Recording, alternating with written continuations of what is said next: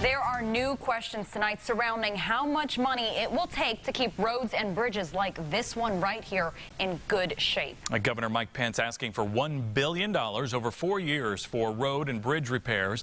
Now, some local leaders say it isn't enough and may not help most of the places you drive every day. RTV6 State House reporter Katie Hines investigates. We're in rural Tippecanoe County, driving on one of the roads the local government maintains.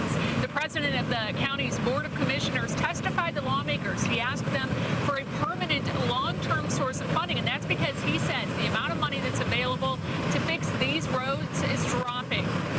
That's why he's asking the state for a source of long-term funding.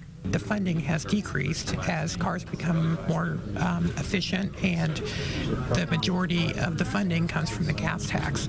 And at the same time, the cost of doing these repairs have escalated astronomically. Tom Murbaugh testified that local governments maintain close to 90% of Indiana's roads, but INDOT hasn't calculated the needs on those 84,000 miles of pavement due to lack of a consistent metric. Right now, a quarter of the federal dollars INDOT receives are allocated to local projects. That's about $227 million this year.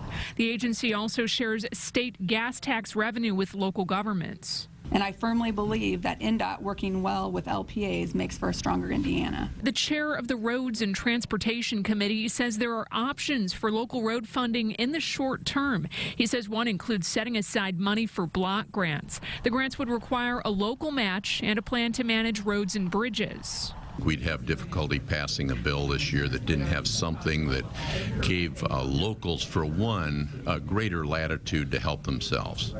Today's discussion is likely just one of many as lawmakers prepare to return to the State House for the start of the new legislative session in January.